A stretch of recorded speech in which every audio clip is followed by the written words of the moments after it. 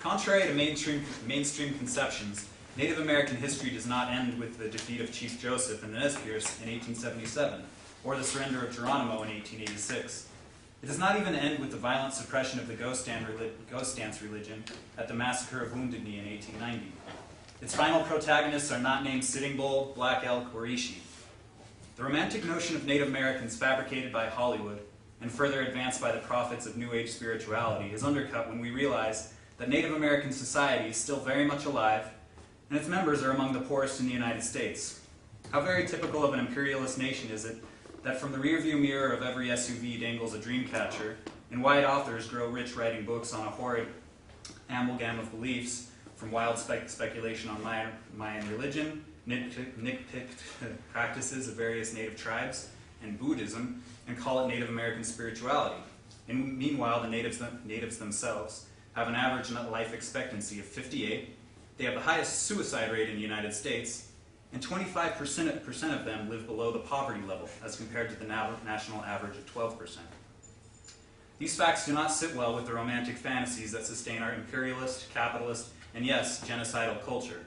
Liberals and conservatives alike much prefer Native Americans to remain an exciting feature of America's past, extras in John Wayne movies, or more recently, Kevin Costner movies. And they refuse to think at all about modern Indians and their continued exploitation. But the fantasy is sustained and the facts rarely see the light of public attention.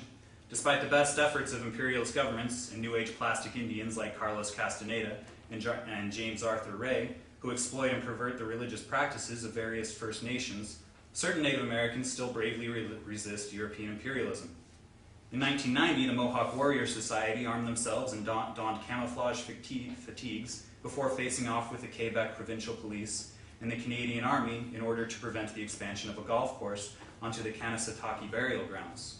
Since 2002, the Okajita Warrior Society has helped the Grassy Narrows community in Ontario maintain a blockade preventing logging trucks from entering their territory. These are only two examples among many others. The history of Native Americans did not begin with the landing of Columbus, and it did not end with the closing of the frontier. Though this fact is inconvenient for our culture, the history of indigenous resistance to imperialism in America is still being written. Some of its heroes are alive today, and some are yet to be born. In 1962, Native American inmates at the Stillwater Prison in Minnesota organized 46 Indian prisoners for the purpose of educating them on Native heritage. This is possibly the country's first Native American studies program. About 1% of the Minnesota population is American Indian, but more than a third of all prison inmates in the state are Indians. We wind up in the slammer because we are too poor to raise bail and because we cannot pay for an attorney, says Dennis Banks. When Clyde Belcourt was released, he applied his organization skills to the Red Ghetto in Minneapolis. Belcourt organized in the typical fashion of the Civil Rights Movement, but soon realized that the citizenship of Native Americans was meaningless in the United States government. In 1968, Eddie Benton Benai, Clyde Belcourt, George Mitchell, and Dennis Banks, all Ojibwe Indians, organized a group called the Concerned Indian Americans, though the name was quickly changed due to its unfortunate acronym, CIA, to the American Indian Movement, or AIM. AIM was primarily an urban Indian phenomenon. Large numbers of American Indians had been dumped into the cities because of the U.S. government's policy of termination. Termination was the policy from the 1940s to the 60s, wherein the U.S. government decided that Native Americans would be better off if they assimilated into mainstream American society. In order to accomplish this, the government liquidated entire tribes by terminating all federal aid, terminating their tribal sovereignty, and removing reservation land from its protected status. Approximately 2.5 million acres of trust land was removed from protected status as a result of this policy. Much of it was then sold to non-natives. This was basically the completion of the destruction of Native American communal property, which was begun by the Dawes Act, or the General Allotment Act, of 1891, which divided tribally held lands into individually owned parcels and opened the surplus lands to settlement and development by non-Indians. One can see how these acts made the pilfering of the last native-held lands a very smooth process. The result for the natives now left without a home is that most of them became migrant workers or ended up in the cities, leading to the emergence of the Red Ghettos. In the cities, due to racism, American Indians could expect to be paid the worst wages for the worst jobs. But there was one unintended consequence of the termination policy, which is that sometimes Native Americans would become politically aware in the cities. Having been subject to genocide, relegated to small parcels of unlivable land, then kicked off that land to be dumped in a city as a poorly paid industrial worker, one can see how one might take refuge in alcoholism or turn to crime, but one can also see how some might become very angry and politically radicalized. This was the forging ground for what became the Red Power movement, the primary catalyst for the formation of AIM. In this industrial melting pot, AIM reached out across tribal lines and became something of an all-inclusive Indigenous peoples organization. One of the first projects AIM focused on was the creation of survival schools. Basically, survival schools were designed to help Native youth adjust to white society. At first, these schools often received federal funding. But it wasn't before long that AIM began engaging in political action to try to improve the situations of all Native Americans. In November of 1969, AIM participated in the occupation of Alcatraz Island under the banner of Indians of All Nations, led by a young Mohawk named Richard Oakes. The occupation lasted for a couple years until June 1971. Under the Fort Laramie Treaty of 1868, designated that all out-of-use federal land would be returned to the Native people from whom it was acquired. Of course, like most other promises in the Fort Laramie Treaty, this was never upheld. Indians of all nations decided that the best place to make their symbolic stand to draw attention to this issue was the out-of-use federal prison of Alcatraz. They issued the following statement. We, the Native Americans, reclaim the land known as Alcatraz Island in the name of all American Indians by right of discovery. We wish to be fair and honorable in our dealings with the Caucasian inhabitants of this land, and hereby offer the following treaty. We will purchase said Alcatraz Island for $24 in glass beads and red cloth, a precedent set by white man's purchase of similar island about 300 years ago. We know that $24 in trade goods for these 16 acres is more than was paid when Manhattan Island was sold. But we know that the land values have risen over the years. Our offer of $1.24 per acre is greater than the 47 cents per acre the white men are now paying the California Indians for their land. We will give the inhabitants of this island a portion of the land for their own, to be held in trust by the American Indian Affairs and the Bureau of Caucasian Affairs to hold in perpetuity, for as long as the sun shall rise and the rivers go down to the sea. We will further guide the inhabitants in the proper way of living. We will offer them our religion, our education, our lifeways, in order to help them achieve our level of civilization and thus raise them and all their white brothers up from their savage and unhappy state. We offer this treaty in good faith and wish to be fair and honorable in all our dealings with white men. We feel that the so-called Alcatraz Island is more than suitable for our Indian reservation, as determined by the white man's own standards. By this we mean that this place resembles most Indian reservations in that, 1, it is isolated from modern facilities without adequate means of transportation. 2, it has no fresh running water. 3, it has inadequate sanitation facilities. 4, there are no oil or mineral rights. 5, there is no industry and so unemployment is very great. 6, there are no health facilities. 7, the soil is rocky and non-productive and the land does not support game. 8, there are no educational facilities. 9, population has always exceeded the land base. 10, the population has always been held as prisoners and kept dependent on others. Further, it would be fitting and symbolic that ships from all over the world entering the Golden Gate would first see Indian land and thus be reminded of the true history of this nation. This tiny nation would be a symbol of the great lands once ruled by free and noble Indians. One of the activists present at the occupation was a Santee Sioux named John Trudell, who would go on to become AIM's national chairman from 1972 to 1979. Trudell became the spokesman for the occupation and began making daily radio broadcasts from the island in January of 1970. Another AIM recruit in 1970 was an Oglala Sioux named Russell Means. Born on the Pine Ridge Reservation and raised in Oakland, California, Means was serving as the head of the Cleveland Indian Center in 1970 when he went to an Indian conference and upon his return formed the Cleveland chapter of AIM. Means resented the loss of his cultural heritage, which he said was stolen from him by the white man. In the fall of 1970 through the spring of 1971, AIM and a group of traditionalists calling themselves the Oglala Sioux tribe established a camp at Mount Rushmore in a symbolic enactment of Lakota claims to the Black Hills, which were established as Indian land in the Fort Laramie Treaty of 1868, but were violently seized from them when white prospectors discovered gold. Means established himself as a charismatic leader with a taste for inflammatory rhetoric.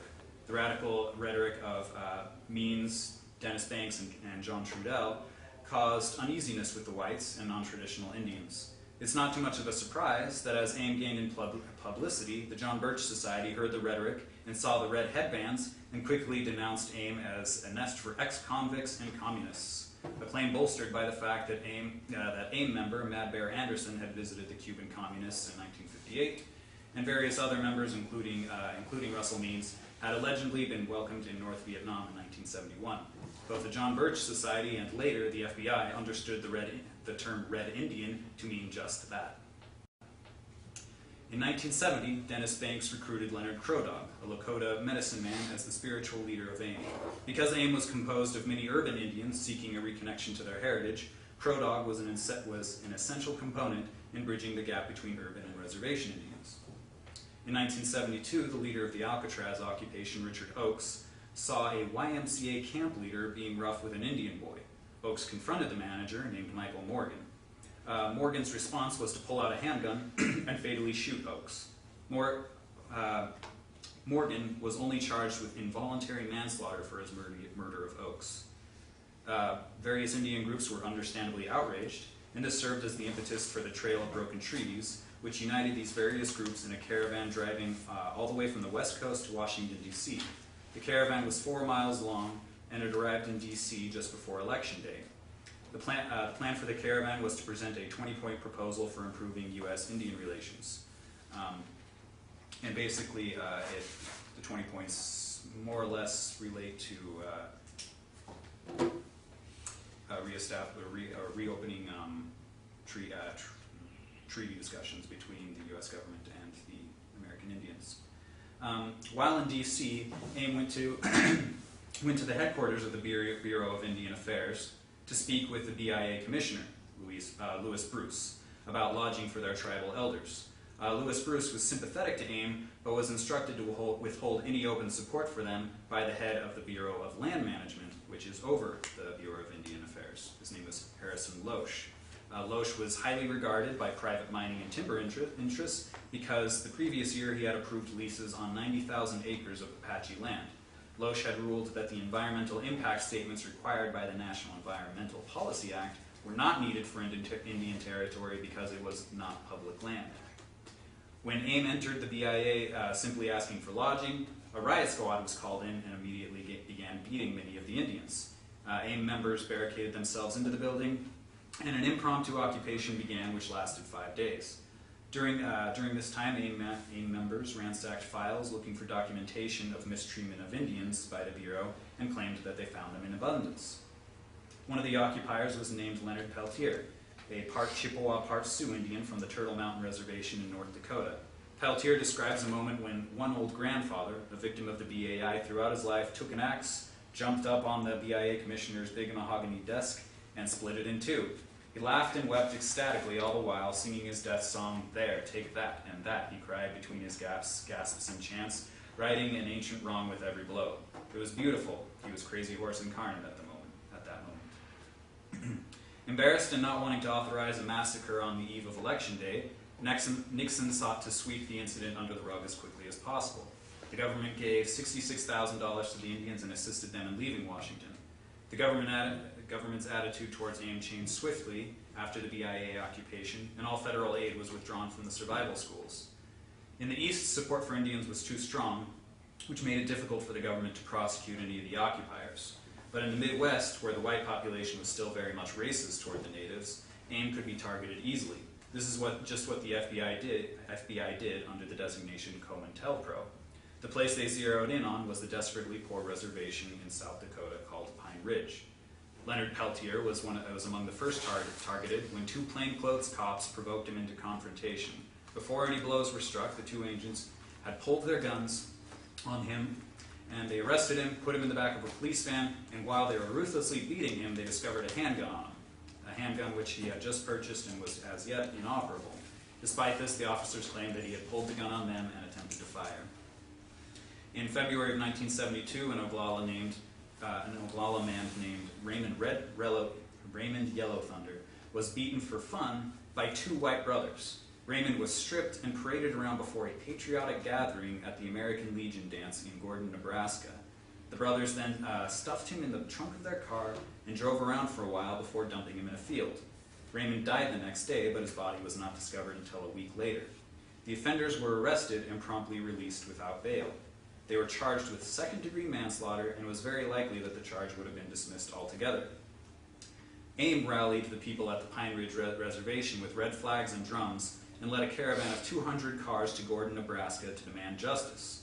Sheriff deputies and FBI agents capitulated to their demands for more serious charges, the chief of police to be dismissed, and racism in Gordon to be investigated.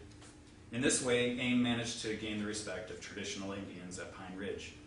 In 1972, a non-traditional Oglala man named Richard Dickey Wilson was elected to tribal chairman of the Pine Ridge Reservation. Wilson was an established and well-off businessman who owned a trucking company and several other interests. He had begun his life as an entrepreneur by bootlegging alcohol and selling it to fellow Indians. He began his term by giving tribal council salaries to his wife, brother, cousin, nephew, and his sons, in addition to putting about 900 of his supporters on government payroll. In addition to this, his government salary was about $15,000 on a reservation where the average income was $800. Wilson was militantly against the traditional people on the reservation, and even more militantly against Ames. During this time, Russell Means decided to return to Pine Ridge, and Wilson promptly banned Ames activities on the reservation. Wilson used federal money to arm a private police force called the Guardians of the Oglala Nation, called the Goon Squad by everybody else. Despite massive petitions to have him removed, some having more names than people who voted for Wilson, the FBI and the BIA fully backed him. In January of 1973, in Custer, South Dakota, a locally respected businessman named Darrell Schmidt decided that, in his words, he was going to kill him an Indian. That unfortunate Indian was named Wesley Bad Heart Bull, whom Schmidt murdered by stabbing him in the heart. In keeping with the established precedent, Schmidt was only charged with involuntary manslaughter. Wesley's distraught mother, Sarah Bad Heart Bull, asked Ames for help in seeking justice. On February 6, Ames mobilized 200 Indians and descended on Custer to attending a meeting to discuss this injustice. When they arrived, only a few designated leaders were allowed to enter, and when Sarah Bad Heart Bull attempted to enter, she was beaten by police. Indians who attempted to intervene were also beaten and gassed. A riot ensued. The murderer of Sarah's son would not serve a day in jail, but Sarah herself would be jailed for inciting a riot. The Custer riot was the first major outbreak of violence between white men and Lakota since the Wounded Knee Massacre of 1860. Consequently, with an eye to protecting private mining leases in the Black Hills, which Ames claims to national sovereignty would threaten, the Attorney General assigned 65 U.S. Marshals to the Pine Ridge Reservation. Meanwhile, impeachment proceedings were brought against Dick Wilson, which Wilson then dismissed himself. This, combined with the violent vigilante actions of the Goon Squad against Oglala traditionalists, caused the traditional chiefs of Pine Ridge to ask for Ames' help. Ames and the chiefs decided that what was to be done was to seize the town of Wounded Knee, the site of the 1890 massacre. This was done on February 27, 1973, not to let their demands be swept under the rug again, as the 20-point program was in D.C. The occupiers issued a statement saying that the government could either negotiate with them or kill all of them. Ames leader Carter Camp said that they wanted a true nation and not puppet governments set up by the BIA. Almost immediately, the feds surrounded Wounded Knee, armed with automatic weapons, armored personal vehicles, helicopters, and over 133,000 rounds for their M16s alone. The occupation lasted 71 days, with intermittent gunfire between occupiers and surrounding forces composed of the FBI, U.S. Marshals, and the Goons. March 10th was a day of ceasefire, but a van was intercepted by the FBI, and an exchange of gunfire ensued. One FBI agent was wounded in the hand on that day. On March 22nd, the Wounded Knee Legal Defense Committee was formed to fight what they claimed was an illegal invasion on the reservation by federal forces. Dick Wilson, however, set up his own roadblocks and ransacked the lawyers' cars before they could get in. On March 26, fire erupted and a U.S. Marshal was seriously wounded, most likely by a stray bullet from the Goons, though 5 members of Ames were charged with the shooting. During all of this, the press tried to represent Ames as a rogue group of militants that don't represent the good Indians. It's just like the old days, said Means, except now they call us militants instead of hostiles or renegades. One of the newer Ames members at Wounded Knee was named Anime Aquash. Anna May referred to herself as a female warrior and helped dig bunkers at Wounded Knee and smuggle in supplies. She had begun her involvement with AIM by teaching at one of the survivor schools. On April 5th, the delegation, including Russell Means, Leonard Crodog, and others, submitted themselves to arrest so that they could travel to Washington to negotiate. The main goal of the occupiers was to get the government to respect the Treaty of 1868, which, among other things, guaranteed the Lakota's right to the sacred Black Hills. The Congressional Act of 1871 was then used to nullify treaties made with Indian nations by claiming that Indian nations were part of the United States and the United States could not enforce treaties with itself. When Means and Crodog arrived in Washington, the authorities said that they refused to even discuss matters with them if their comrades at Wounded Knee were still armed. Means and Crodog were open, but asked if the federal agents would also agree to disarm. But of course, the government was having none of that, and negotiations were stalled from the get-go. On April 17th, another firefight breaks out, and occupier Frank Clearwater is killed by a stray bullet. The racist white press started calling for the immediate suppression of the Wounded Knee occupation. Even the peace-loving liberal George McGovern called for an immediate end to the situation, saying, "We cannot have one law for a handful of publicity-seeking militants and another law for ordinary citizens." On April 26th, another one of the publicity-seeking militants was killed by sniper fire. His name was Buddy Lamont. Buddy was a Vietnam vet who had helped construct the bunkers at Wounded Knee. He seemed to fear the worst and said, "If anything happens, just bury me at Wounded Knee." Instead, his body was seized by the VIA, who would not release his body to his poverty-stricken family until they came up with $1,800. On May 4th, an offer was made that the occupiers if the occupiers surrendered, 4 or 5 White House representatives would come to Pine Ridge and discuss the 1868 treaty with the chiefs, and that corruption on Pine Ridge would be investigated. On May 5th, the occupiers agreed to the government's offer, and on May 9th, the Indians who had already fled Wounded Knee were arrested.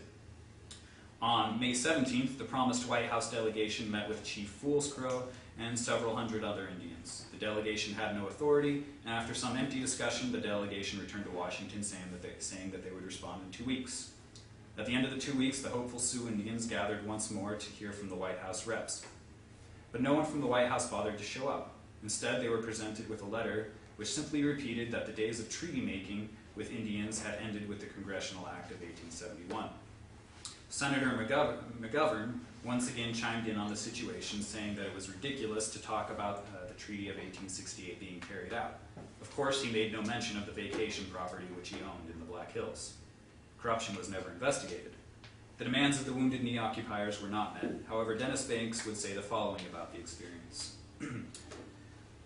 Before AIM, our young people lived in despair. They drank themselves to death. They were ashamed to be Indians. Some committed suicide. At Wounded Knee, they became warriors again and began to feel good about themselves. They began to be good about being Sioux, Cheyenne, or Ojibwe.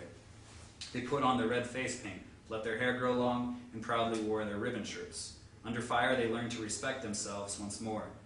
And after almost 100 years, they were ghost dancing again. In July and August of 1973, AIM held its national convention, at which Banks was elected as the national director, and Carter Camp and John Trudell were elected as co-chairs. AIM also asserted that it would engage in a campaign to repeal the Indian Reorganization Act of 1934, and dismantle the government-sponsored tribal councils and the Bureau of Indian Affairs. In September of that year, indictments began to be served for the Wounded Knee incident. Dennis Banks and Russell Means were among the first to be tried. Longtime AIM member Pedro Bissonette, who had an intimate knowledge of the corruption of the Dick Wilson regime, was intended to testify for the defense of Banks and Means. But on October 17, 1973, he was shot point blank in the chest with a shotgun by a Bureau of Indian Affairs officer. Despite this tragic setback, Banks and Means were acquitted, setting a precedent for the rest of the Wounded Knee trials. Meanwhile, mining corporations had begun exploratory drilling for uranium in the Black Hills. And Dennis Banks was making statements that AIM was going to shift its attention to the prevention of exploitation of resources on Indian lands. In May of 1975, William Janklow became the new Attorney General of South Dakota. Janklow described himself as an Indian fighter in the tradition of Custer. This was a fairly apt description. Janklow had been leading the police effort against AIM and was one of It was the one behind jailing Sarah Hart-Bull for protesting the state's refusal to prosecute her son's murder. In 1967, Janklow had raped a 15-year-old girl named Jancita Eagledeer, of whom he was the legal guardian. He was never charged with the offense, but Jancita's stepmother, Delphine Eagledeer, swore that she would prove he had raped Jancita. She never did. Jancita, shamed by the whole incident, ran away. Delphine was beaten to death by Bureau of Indian Affairs police. Together, Dick Wilson and Janklow vowed to stamp out AIM. Thus began the Pine Ridge Reign of Terror. The FBI, not to be outdone, began infiltrating AIM with informants, one of which was Bill Durham, Dennis Banks' bodyguard. Durham orchestrated a campaign deliberately designed to backfire at AIM, where they would try to bring out the Janklow rape case. Using his FBI contacts, Durham tracked down Jancita Eagledeer. Of course, there was no way to prove Jancita's case so many years down the road, and AIM came away from the event looking a little bit silly. Durham and another informant named Blue Dove were also behind a plot to get two drunken, low-level AIM members in California to participate in a murder. The event generated massive negative publicity, and Bill Durham took it upon himself to act as the media spokesperson for the fiasco, of course making matters much worse for AIM. Anna Mae Aquash was now head of the West Coast chapter of AIM and worked with Bill Durham along with young actress and Native American Alaskan Neelock Butler. Anna Mae was among the first to suspect that Bill Durham was an informant and led to his being ousted by the AIM leadership. Bill Durham fled and abducted Jancita Eagledeer, who was later found murdered. Back on Pine Ridge, the Reign of Terror was in full swing. In the year 1975, Pine Ridge had the highest crime rate in the United States and was considered the murder capital of the U.S. The Goon Squad drove around terrorizing traditionals and suspected AIM sympathizers, shooting into houses full of people, often killing children and the elderly. It got to the point where no one on the reservation went out unarmed. In February 1975, Leonard Peltier was in the Southwest assisting John Trudell and Navajo AIM leader Larry Anderson in an occupation of an electronics plant on a reservation that had been laying off female workers for attempting to unionize. Dennis Banks issued a call for AIM warriors to come to Pine Ridge to protect the traditionals. Peltier, Anna Mae, Neelock Butler, Dino Butler, Bob Robideau, and 3 young Navajos answered the call and returned to Pine Ridge. At Pine Ridge, they set up camp at the residence of the Jumping Bull family in the town of Oglala.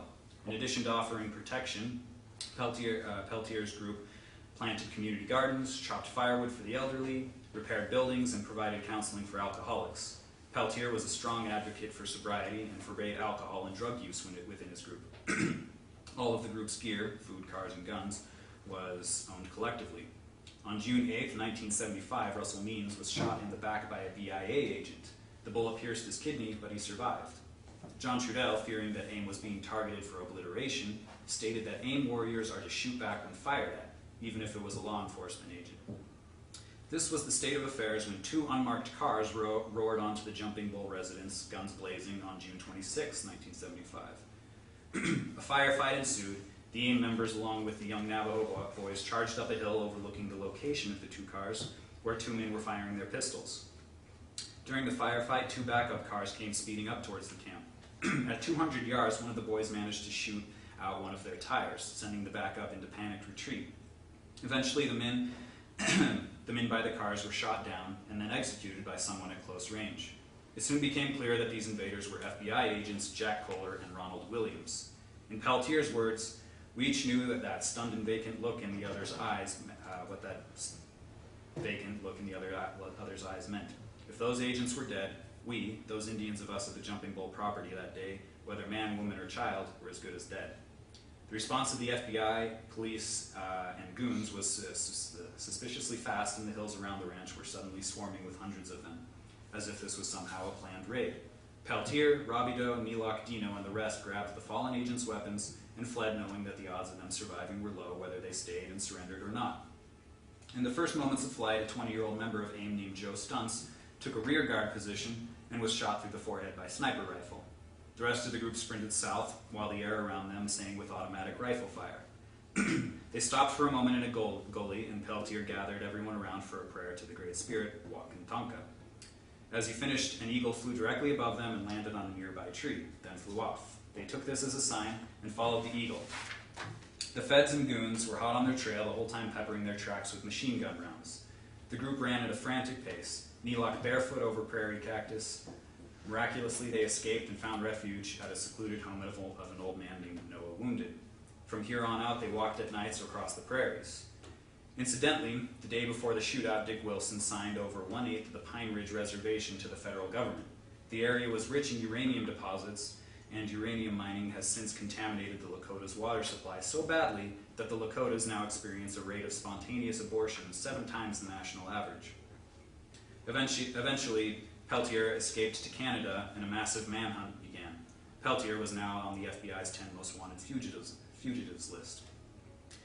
Dino Butler was the first to be arrested when they found Agent Williams' handgun in a car near where he was staying. Bob Robideau was arrested in Wichita when the car he was in exploded. Among the debris was Agent Kohler's revolver and a burned-out AR-15 assault rifle. Robideau and Butler were tried for aiding and abetting the murder of Williams and Kohler. Their plea was that although they did fire on the agents, they did so in self-defense. Their case was convincing enough that the jury found them innocent. The FBI was irate, but had learned their lesson and would handle Peltier's trial much differently. Peltier was arrested by Canadian police, but was fighting extradition until a woman named Myrtle Pourbaix, whom Peltier had never met, claiming to be his girlfriend and the mother of his child, signed an affidavit saying that she was at the Jumping Bull residence and saw Peltier execute Williams and Kohler. This was a complete contradiction of an earlier statement she had made, and there was absolutely no fingerprint evidence of Myrtle Pourbaix having been at the Jumping Bull residence. But the FBI had pulled off the gloves on this one and had threatened Myrtle Pourbaix with her life and the life of her child if she did not sign the affidavit. The prosecution depended on 2 claims, the first of which was that Williams and Kohler pursued Peltier onto the Jumping Bull property and that he came out firing. Williams and Kohler were supposedly out looking for an Indian named Jimmy Eagle that day regarding the theft of some cowboy boots, which is an extremely ironic claim considering that murders of dozens of Indians were going uninvestigated on Pine Ridge. Jimmy Eagle drove a red pickup truck, and in the fact, the agents had radioed that they were pursuing a red pickup truck. Peltier, on the other hand, drove a red and white van. The prosecution would claim that the term van and pickup are interchangeable. And the second claim was that the burnt-out AR-15 that was found in the back of Robideau's car was in fact Peltier's, and that it was the murder weapon, and that they had found a casing for it in the open trunk of one of the agent's vehicles, indicating that it was the execution weapon. To match the casing to the gun required a firing pin test. Information acquired due to the Freedom of Information Act indicates that the initial firing pin test was performed and proved that the gun did not in fact match the casing. However, it was simply reported at the time of the trial that the gun was too damaged for the test to be performed. Later on, the test was performed again and there was a match. Clearly, the casing was switched out in the subsequent test. Throughout the trial, the jury was driven to the courtroom in a bus with the windows blacked out and told that it was to protect them from sniper fire from AIM members, an obvious attempt by the FBI agents to generate a sense of fear towards AIM and Peltier. Meanwhile, less than a year after the Pine Ridge shootout, Anna Mae Aquash, who had remained at Pine Ridge and was becoming a powerful organizer for AIM, was found dead by the side of the road. She had been shot in the back of the head execution style after being raped. A year later, Leonard Peltier was convicted for the murders of Agent Kohler and Williams and received 2 consecutive life sentences. Despite numerous appeals, Peltier remains incarcerated to this day. 2 years later, John Trudell led a march to Washington, D.C., and delivered a speech from the steps of the FBI building about the agency's harassment of Native Americans. Less than 3 hours later, his wife, Tina Manning, their 3 children, and his mother-in-law were burned alive in the family home on a Shoshone-Paiute reservation in northern Nevada by an arsonist. Tina Manning was the daughter of Arthur Manning, a member of the tribal council, and was opposed by the tribal police chief, who was a former goon. Since then, AIM has engaged in some very helpful campaigns for Indians, such as founding the American Indian Opportunities Industrialization Center and Indian Legal Rights Centers, but its influence has waned greatly. Its legacy lives on in the militant warrior societies that emerged to protect indigenous lands from European colonialism, which has never ended. The history of AIM did not begin with Alcatraz, and it did not end in the 1980s. As Leonard Peltier said, AIM is the people. AIM will be there when every one of us living today is gone. AIM will raise new leaders in every generation. Crazy Horse belonged to AIM, Sitting Bull belonged to AIM. They belong to us still, and we belong to them. The end.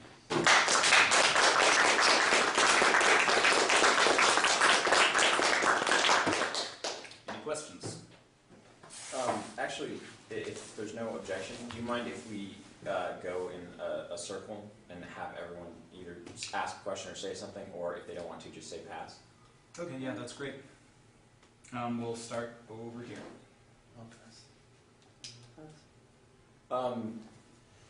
My question is, what do you see as the fundamental strengths of AIM, and then what do you think the fundamental weaknesses of AIM have been, both organizationally and in their program?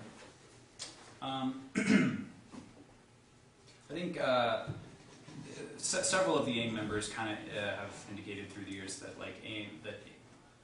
AIM was pretty loosely structured. There wasn't much in the way of discipline or people being answerable to the general collective. I would see that as the fundamental weakness of AIM.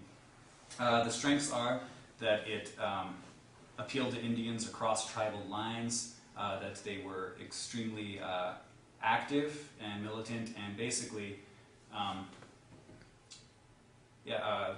can't remember which one it was, but he said basically kind of the unofficial motto of AIM was any place, anytime, anywhere, which meant that wherever Indians needed help, they basically just went there and were like, all right, what do you need us to do?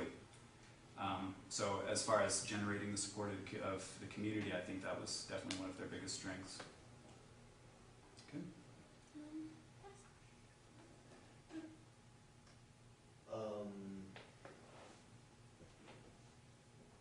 I don't know, I guess I don't have a question, just a comment that it sort of reminded me of the time that I read People's History of the United States. And after the whole killing all the Indians off part was done, I was too depressed to care about what happened in the rest of the book. Well, that's too bad, because it's still happening. So, Will? From what I gathered, it sounds like you read and gathered a lot of your research from In the Spirit of Crazy Horse by Matheson, which is a book that I've read actually about a decade ago, quite a while ago. The case of Leonard Peltier has interested me a lot since I first found out about it, and as I've kind of been looking into it more, I think of a song called Sacrifice by Robbie Robertson. Robbie Robertson is, he used to be the guitar player for the band. He himself being a Huron, has been very active in American Indian movements. I don't know if he was actually a member of AIM or if he had anything to do with that, but he's been a very, very strong advocate for Native American rights. From a CD from the Underworld of Red Boy is an excellent CD. What my question is every time I try to bring up the Bureau of Indian Affairs or AIM or anything like that, I get shot down, basically. So, how do we raise awareness of this to maybe hold governments accountable, to hold bureaucrats accountable for these crimes?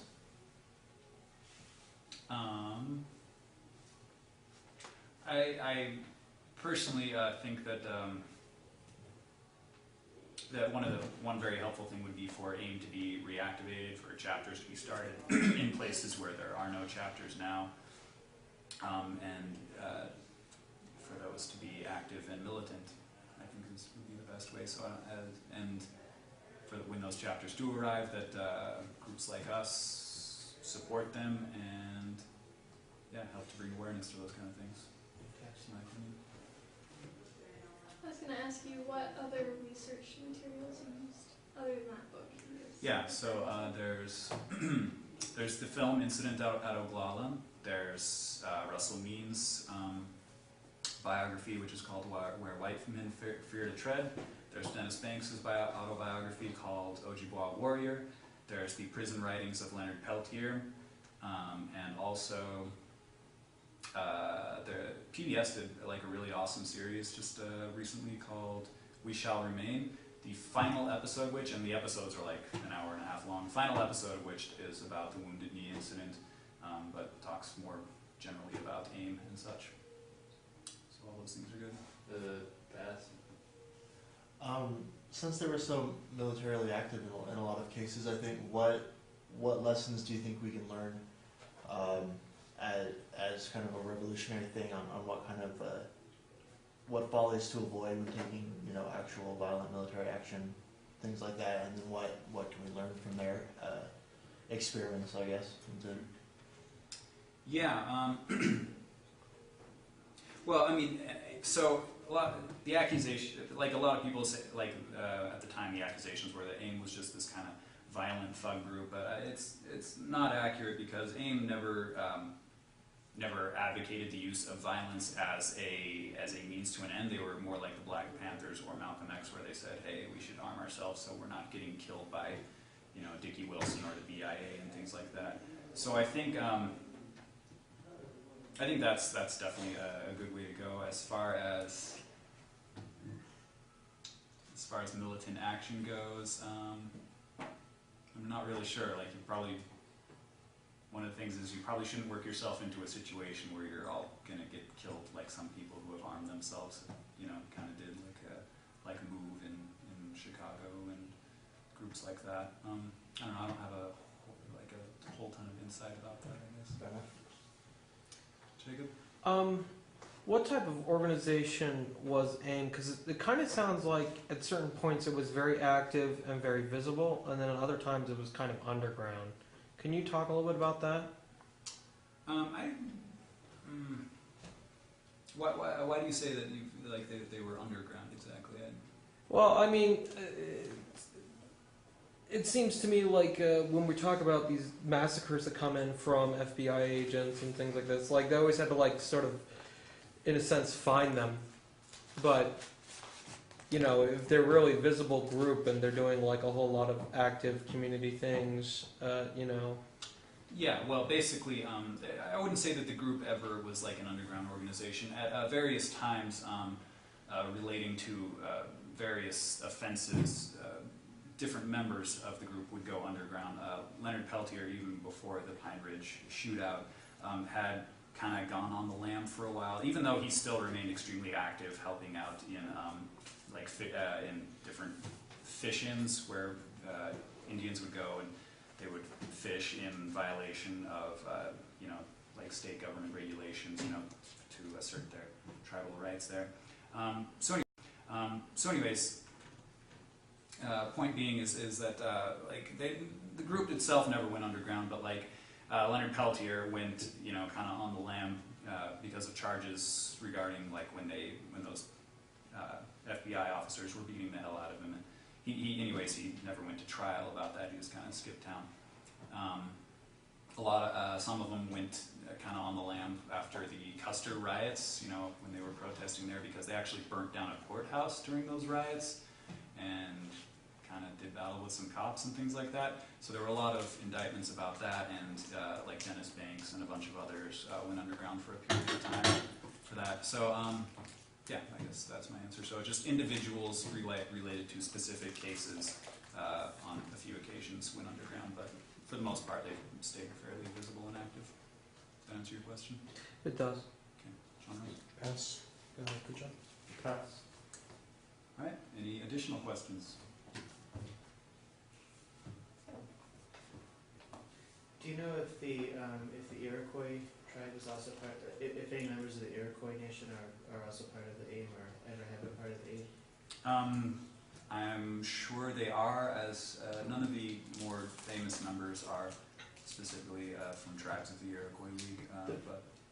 Okay, the reason why I ask is because it's been my understanding that the Iroquois is dealt with a little bit differently as far as land goes and things like that, because the Iroquois is the only nation that actually owns the land outright, rather than having sold it to the government and the government parcel it back to them.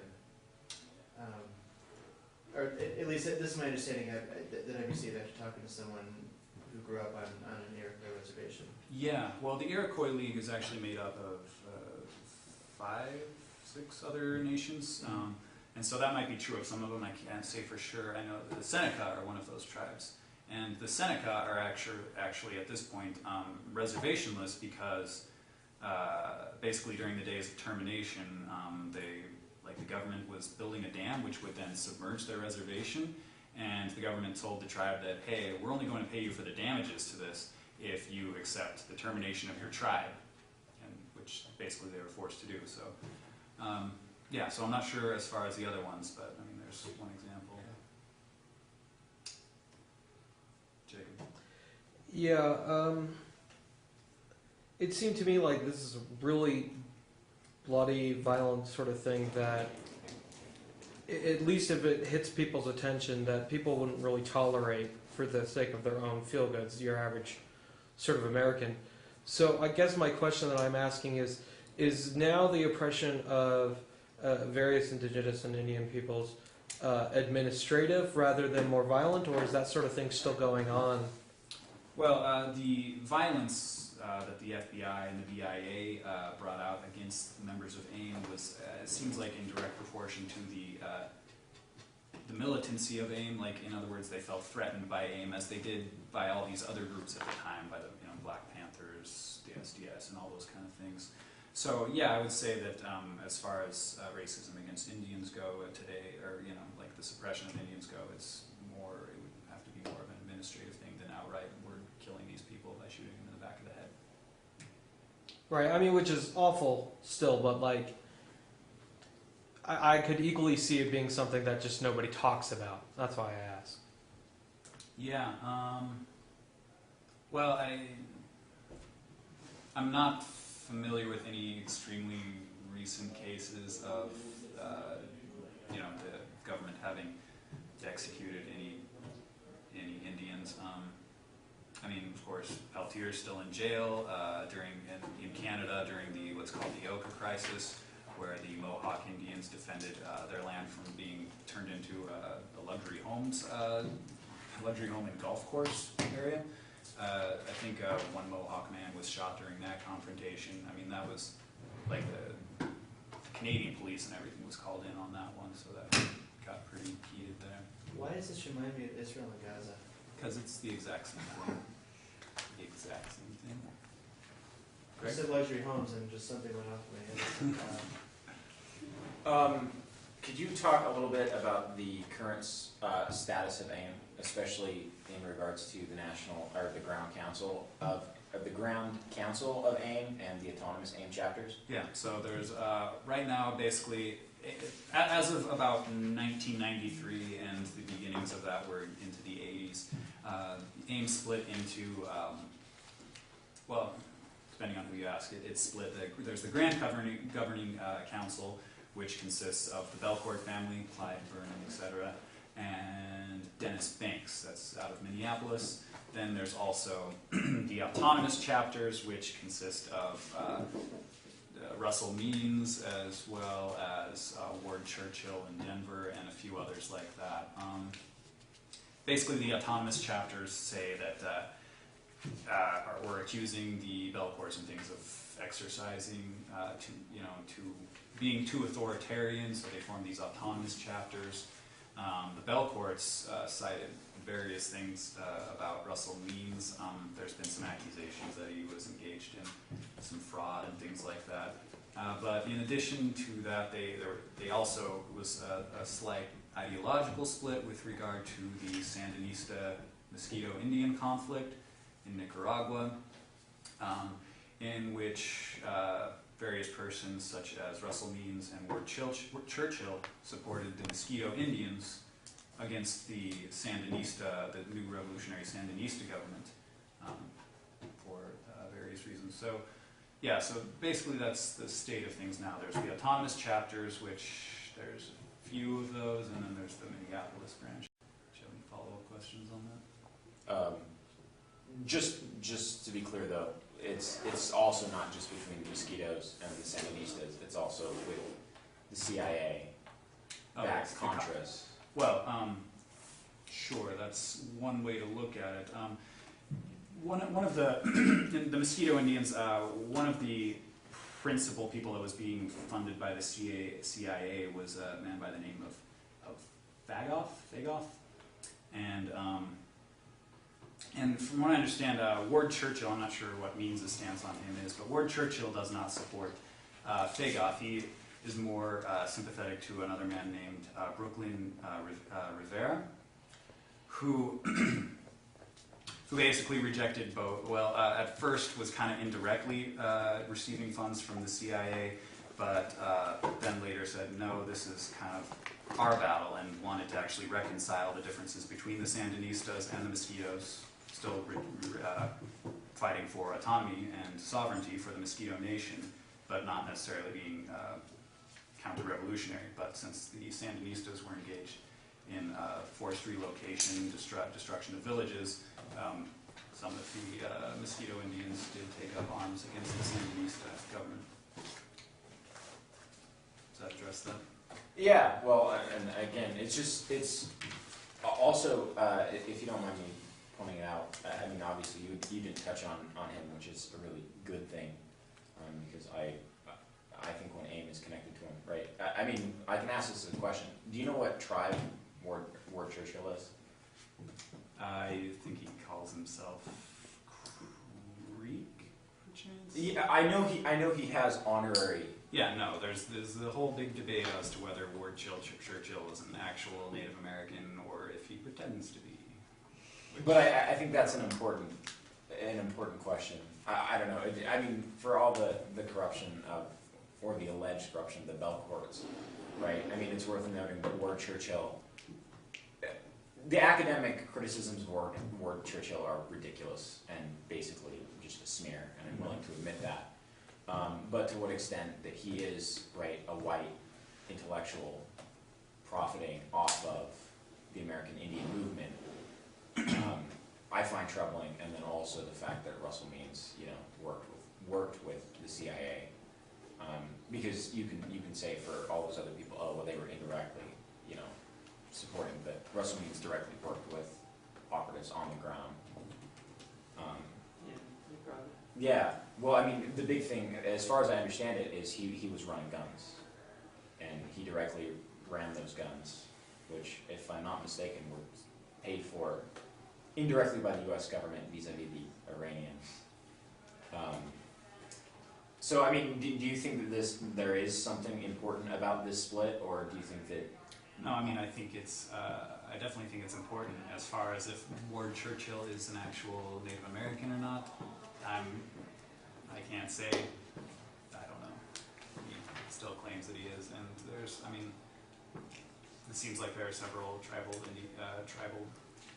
people that there are several Native Americans who do think that he is a spokesperson for them. Obviously, there's some that don't, so I don't know. Fair enough. That's not a huge thing. Anyone else? As like a real quick side note, you mentioned Grassy Narrows. Yeah. And the group that I went to Iraq with, CPT, they actually, have a couple different projects around, like in Colombia, and Palestine, things like that. But one of their projects that they had going for a long time was in Grassy Narrows, helping out with the blockading the roads. Cool. And so I just learned a lot about that just from people from CPT who helped out with that stuff. And they would just sit out in the freezing cold in the winter, build a fire and blockade these roads along with the residents. And they had, in Grassy Narrows, there was a lot of problems because there was a lot of land there that they would still hunt and fish, the native communities. And remember, one of the big problems is there's a big factory, like a paper factory or something like up the river that was dumping I don't remember the metal or mineral that they were dumping in the water, but it just totally polluted the rivers and the lakes that they would use to fish and all that. So there's not only theft of land, but cutting, a lot of clear cutting of the trees and stuff in the area on their land, but also just poisoning the water, things like that cause a lot of problems for the native communities there. So Yeah. just as a side note. Eco-racism, right? Anyone else? Craig? So do you have any, at this moment, concrete plans or to start basically these struggles up again? Do you have any recommendations for what activists should do to help support these struggles? Anything like that? Not sure yet, still working on it. Okay, fair enough. I'm gonna hit the video since I have 2 minutes of battery power left. We'll call it good then. Yeah, let's give him applause.